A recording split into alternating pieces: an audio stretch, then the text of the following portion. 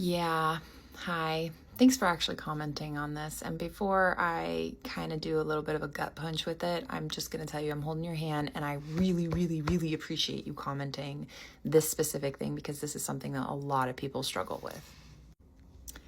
This is a distress intolerance response.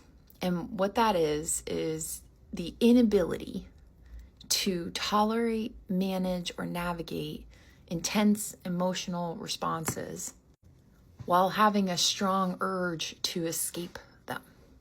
And so something about the anxiety that you're feeling is making you so uncomfortable that even bringing it up and continuing to go with it isn't helping. And it makes sense that in my last video, when I say, hey, talk about it out loud, it starts to get really uncomfortable and your anxiety picks up for you because the distress intolerance is very, very low. Now, one of the things that I do a lot with my clients when I'm asking them to go through a catastrophic thought with me is I really want them to play detective. I want you to utilize the 5 whys, which is every time you say something, it's like acting like you're having a little kid with you. So you're like, I have so much fear around not getting this job. Why? Because I don't think I'm qualified enough. Why? Because some of the other applicants have so many more certifications or education than I do. Why? Because I guess I haven't needed those in the past to get to the jobs I'm at, and I wouldn't have applied for a job that I didn't think I was qualified for, but maybe I did this time, and maybe I'm not going to be what they want me to be. Why? When you can start doing this, you're going to start to come to different types of conclusions. The other pro tip here is asking, what evidence do you have to prove that this is going to happen?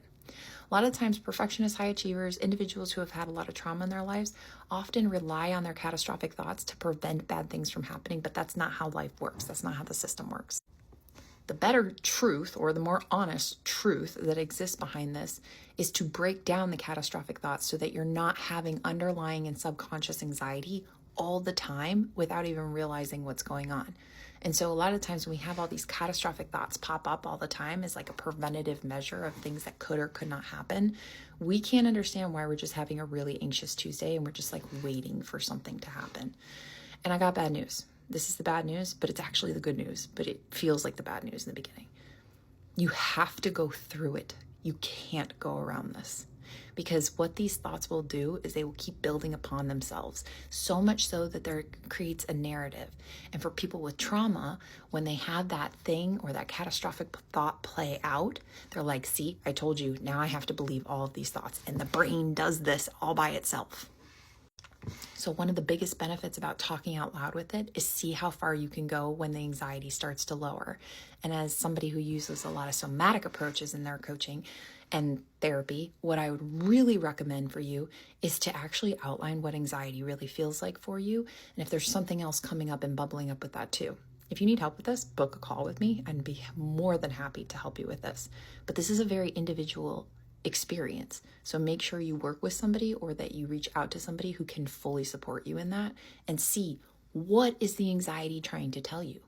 What is the point of holding on to this cognitive distortion? Also, let me know if this video was helpful. I am in the middle of transitioning my course from one platform to another and waiting for a lot of videos to download. So I really appreciate this little break. And I look like I'm in my admin day because I'm in my admin day. Have a lovely day.